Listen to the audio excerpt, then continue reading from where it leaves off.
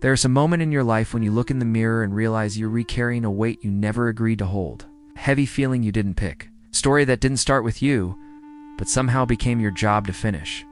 And maybe you never say it out loud, but deep inside, you know the truth. The person you became, or the person you were scared of becoming, is tied to the man who raised you, or the man who didn't. This isn't about blaming anyone. This isn't about pointing fingers at a parent who maybe never learned better.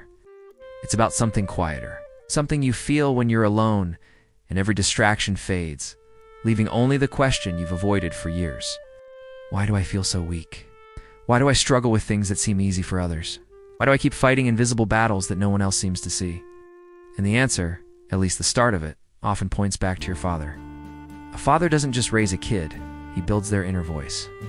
The voice you hear when you doubt yourself. The voice you hear when you're trying to impress someone. The voice you hear when you fail. The voice you hear when you're scared to take your next step. For some people, that voice is kind. For others, it's strict. For many, it's missing.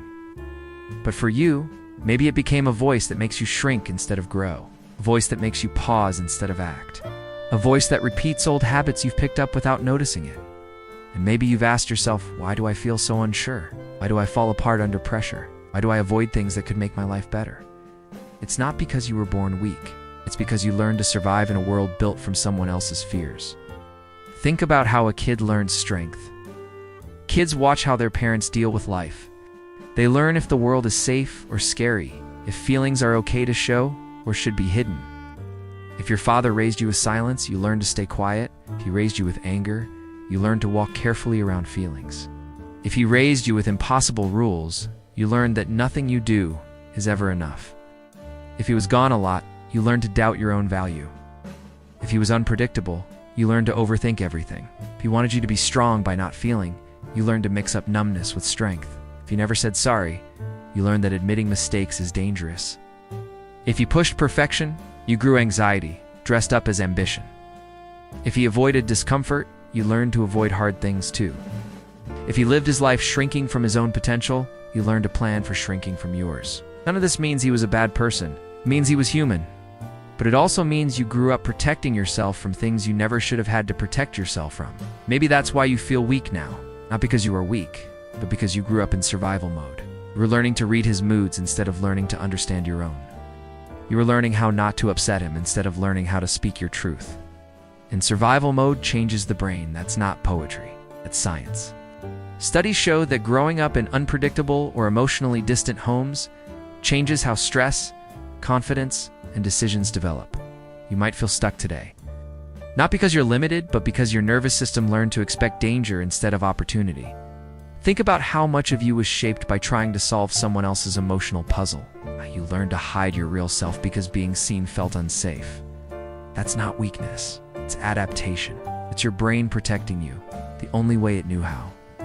But here's where life gets tricky. What protected you before, it becomes what holds you back as an adult. You learned to freeze as a kid, and now you call it indecision. You've learned to doubt yourself early, and now you call it being humble. You learned to avoid conflict, and now you call it peace. You've learned to rely on no one, and now you call it strength. You learned to expect little, and now you call it being realistic. You learned to stay small, and now you call it your personality. What if you're not choosing these things? What if they were chosen for you? Because here's the truth. You probably never said out loud. Your relationship with your father became the map for how you treat yourself. If your father never supported your dreams, you learned not to trust your own. If your father rarely showed pride, you learned to perform for approval instead of joy. If your father didn't know how to handle feelings, you learned to push yours down until they got too heavy.